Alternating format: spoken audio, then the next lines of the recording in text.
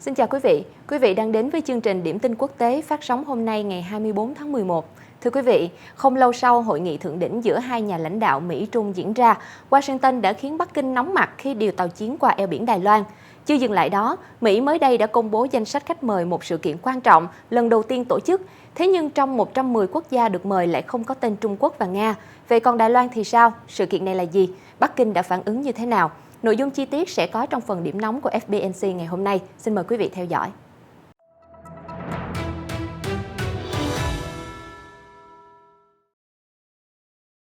Bộ Ngoại giao Mỹ hôm 23 tháng 11 thông báo Đài Loan nằm trong danh sách 110 phái đoàn được mời tham dự Hội nghị vì Dân Chủ, dự kiến diễn ra trực tuyến vào tháng tới. Tuy nhiên, Nga và Trung Quốc lại không được nêu tên. Theo South China Morning Post, Tổng thống Joe Biden sẽ tổ chức Hội nghị vì Dân Chủ đầu tiên, quy tụ các nhà lãnh đạo từ các chính phủ và xã hội dân sự. Nhà Trắng cho biết, hội nghị sẽ diễn ra vào ngày 9 và 10 tháng 12 với mục tiêu chống chủ nghĩa độc tài, nạn tham ô và thúc đẩy nhân quyền trên thế giới. Việc Đài Loan được mời là một dấu hiệu cho thấy Mỹ sẽ không sớm thay đổi chiến lược mơ hồ với hòn đảo. Đài Loan là một trong những điểm nóng khiến quan hệ Mỹ-Trung liên tục tăng nhiệt và cũng là tâm điểm của hội nghị thượng đỉnh giữa hai nhà lãnh đạo hồi tuần trước. Khi đó, Tổng thống Mỹ Biden cho biết Mỹ phản đối những thay đổi đơn phương với hiện trạng eo biển Đài Loan, trong khi Chủ tịch Tập Cận Bình khẳng định Trung Quốc sẽ đáp trả quyết liệt nếu Đài Bắc và Washington vượt qua lằn ranh đỏ. Cũng trong cuộc thảo luận, ông Tập nói rằng Đài Bắc đã nhiều lần lợi dụng Hoa Kỳ để đòi độc lập, trong khi một số cá nhân ở Hoa Kỳ lại có ý định dùng Đài Loan để kiềm chế Trung Quốc. Theo giáo sư quan hệ quốc tế Thời Ân Hoàng thuộc Đại học Nhân dân, Bắc Kinh, bước đi mới nhất phù hợp chính sách mà Tổng thống Biden đang theo đuổi, đồng thời cho thấy hiệu quả hạn chế của cuộc đối thoại giữa hai nhà lãnh đạo Mỹ-Trung. Mỹ làm vậy nhất quán với chính sách Đài Loan của Tổng thống Biden, đó là tăng cường và mở rộng hỗ trợ toàn diện cho Đài Loan về an ninh, ngoại giao lẫn hệ tư tưởng. Lời mời cũng thể hiện rõ kết quả đối thoại cấp cao Mỹ-Trung trước đó. Đài Loan là trọng tâm, nhưng bất kể có cuộc đối thoại hay không, thì tình trạng đối đầu giữa hai bên về vấn đề này vẫn cứ leo thang, giáo sư Thời phân tích. Phản ứng với động thái của Washington, chính quyền Bắc Kinh cáo buộc ông Biden đang phạm phải sai lầm và yêu cầu Hoa Kỳ tuân theo nguyên tắc một Trung Quốc. Theo The Guardian, hội nghị được coi là một phép thử với cam kết của ông Biden rằng ông sẽ đưa Mỹ trở lại vị thế nhà lãnh đạo toàn cầu, đối đầu với các thách thức từ Trung Quốc và Nga. Cả hai nước này đều không có tên trong danh sách khách mời tham dự hội nghị. Trước lời mời của Mỹ, một phát ngôn viên của Văn phòng Chính phủ Đài Bắc bày tỏ lời cảm ơn với Tổng thống Biden. Đài Loan sẽ hợp tác vững chắc với các nước cùng chí hướng để bảo vệ các giá trị phổ quát như tự do, dân chủ và nhân quyền, và cũng bảo vệ hòa bình, ổn định và phát triển của khu vực, phát ngôn viên Xavier Chang nói. Bonnie Glaser, giám đốc chương trình châu Á tại Quỹ Marshall Đức của Hoa Kỳ, cho biết các chuyên gia Trung Quốc đã nắm thông tin về lời mời này, nhưng câu hỏi then chốt là ai sẽ đại diện Đài Loan tham dự hội nghị. Bà Glaser nói, tôi thực sự không chắc liệu Bắc Kinh đơn giản là yêu cầu bà Thái Anh Văn không được tham dự hay không. Nếu bà Thái tham dự, có thể Bắc Kinh sẽ nói với người dân, hãy nhìn kia, Mỹ đã lùi bước trước sức ép của Trung Quốc. Được biết, thông tin về hội nghị được đưa ra sau khi xuất hiện báo cáo cho rằng nước Mỹ dưới thời cựu Tổng thống Donald Trump đã gia nhập danh sách các nền dân chủ thụt lùi. Theo báo cáo hàng năm của Viện Quốc tế về Dân chủ và Hỗ trợ bầu cử có trụ sở tại Stockholm, Thụy Điển, nước Mỹ cũng trở thành nạn nhân của chính khuynh hướng độc tài.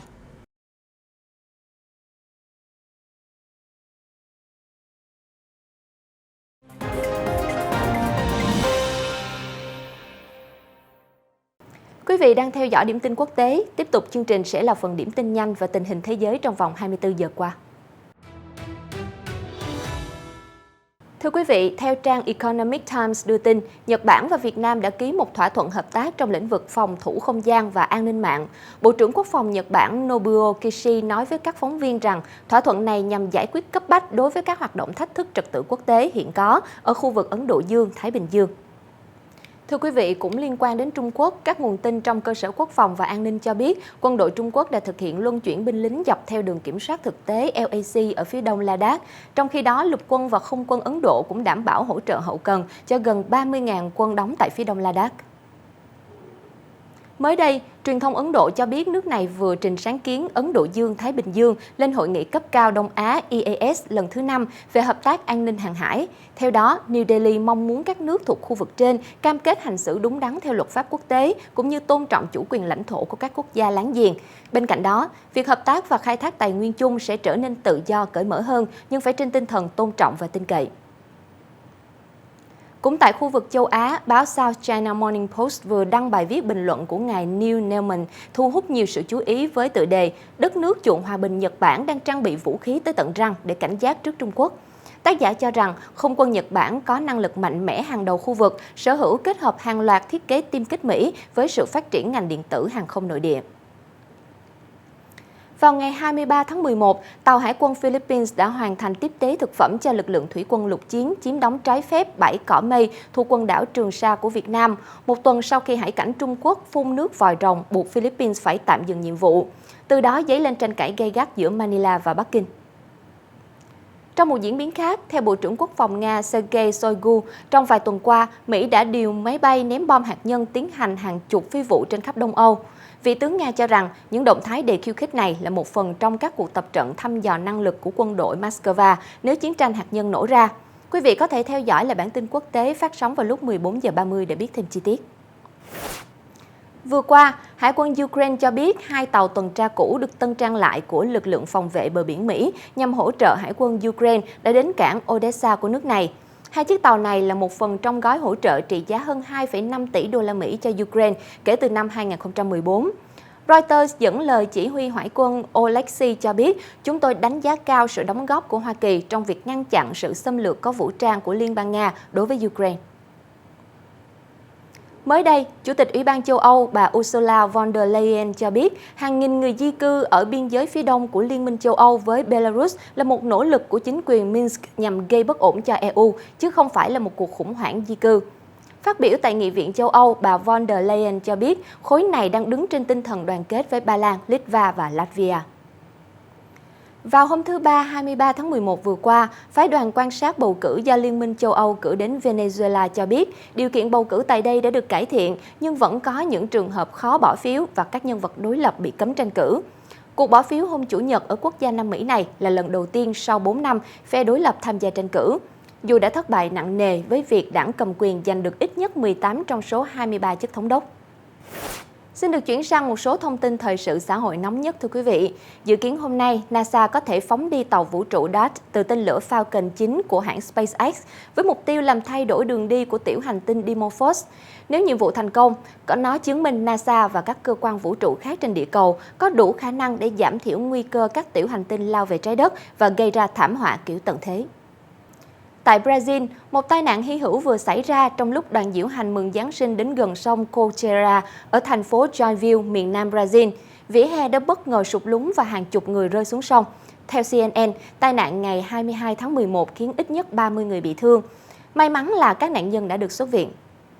Mới đây, giới chức Ấn Độ cho biết có ít nhất 35 người thiệt mạng và hàng chục người khác vẫn đang mất tích sau khi mưa lớn ập xuống các khu vực miền nam nước này. Cuối tuần trước, lượng mưa kỷ lục bắt đầu trút xuống nhấn chìm các tuyến đường cao tốc và đường xá. Nhiều ngôi làng bị chia cắt, người dân không thể tiếp cận nguồn thức ăn và nước uống. Vào ngày 23 tháng 11, Bộ Nội vụ Serbia xác nhận đã xảy ra một loạt vụ nổ tại nhà máy sản xuất rocket tư nhân ở ngoại ô phía nam thủ đô Belgrade. Ít nhất 2 người thiệt mạng và 16 người bị thương trong sự cố này. Các vụ nổ xảy ra tại khu vực nhà kho rộng 240 m2, chứa 500 tên lửa, mỗi quả nặng 30 kg. Vào thời điểm xảy ra vụ nổ, có khoảng 40 nhân viên đang làm việc tại cơ sở sản xuất này. Theo Quỹ Trẻ Em của Liên Hiệp Quốc UNICEF cho biết, hơn một nửa số gia đình ở Lebanon có ít nhất một trẻ em bỏ bữa vào tháng 10 năm 2021, trong bối cảnh điều kiện sống đang xuống cấp nghiêm trọng. Báo cáo cho biết khoảng 8 trên 10 người rơi vào cảnh nghèo đói và khoảng 700.000 trẻ em bị ảnh hưởng việc học, trong đó có 260.000 người Lebanon. Khoảng 1.000 người dân Afghanistan đã xuống đường biểu tình ở tỉnh Khost, yêu cầu Mỹ giải phóng hàng tỷ đô la Mỹ tài sản. Họ kêu gọi thế giới công nhận chính quyền Taliban và triển khai các dự án cơ sở hạ tầng ở Afghanistan.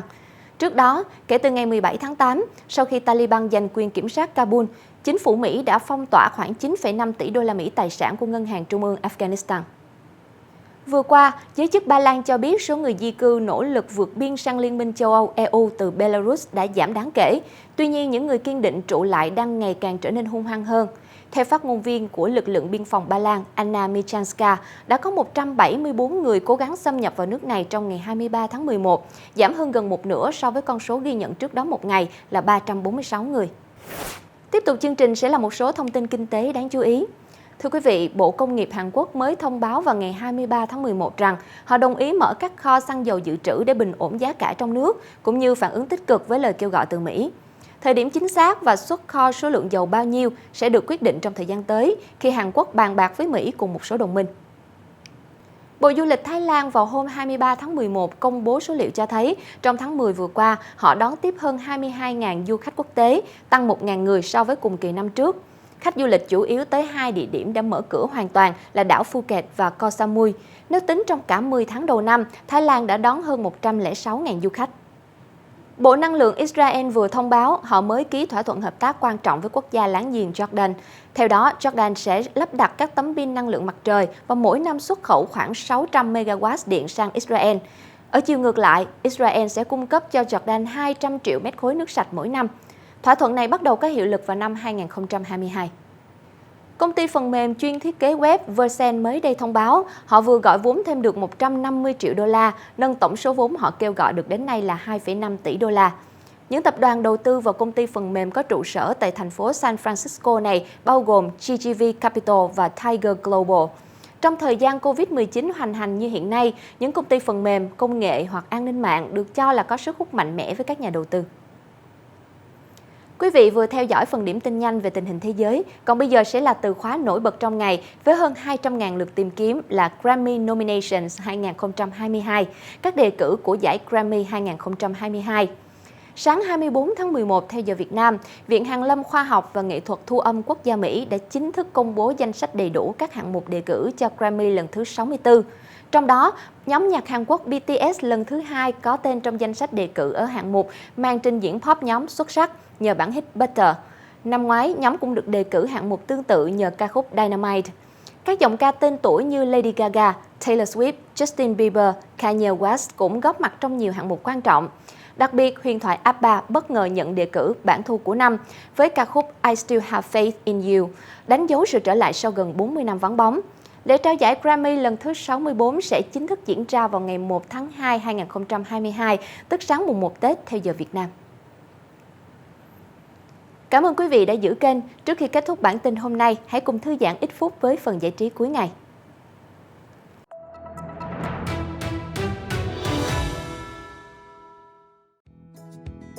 Chibo, một nghệ sĩ đường phố ở thành phố Verona, Italy, có một sứ mệnh quan trọng, đó là xóa tan những thông điệp căm thù, phân biệt chủng tộc của các hình vẽ graffiti mà anh bắt gặp trên đường phố. Người nghệ sĩ 39 tuổi, tên thật là Pier Paolo Spinazzi, đã thay những hình vẽ chữ vàng và các biểu tượng hận thù trong 10 năm qua bằng hàng trăm món ngon nổi tiếng của nước Ý. Vào một buổi sáng đầy nắng giữa tháng 10, đội chiếc mũ cói đặc trưng của mình, Chibo xách túi sơn đến một đường hầm nhỏ cách Verona khoảng 11 km về phía đông. Giữa những tiếng còi xe, anh phủ lên những hình ảnh đầy căm ghét bằng một lát bánh pizza margherita, một món salad caprese, phô mai mozzarella, cà chua và húng quế. Một chữ vàng đã được biến đổi thành một quả cà chua đỏ tươi. Tôi muốn chăm sóc thành phố của mình bằng cách biến những biểu tượng kích động căm thù thế này bằng những món ngon. Nhìn vào là thấy yêu đời rồi, anh Chibo nói với Reuters. Những năm gần đây, các nhóm nhân quyền đã cảnh báo về tình trạng phân biệt chủng tộc ngày càng gia tăng ở Ý khi quốc gia châu Âu phải đối mặt với làn sóng nhập cư ồ ạt từ châu Phi. Anh Chibo tin rằng những thông điệp tích cực giờ đây quan trọng hơn bao giờ hết, không chỉ ở Italy mà trên toàn thế giới.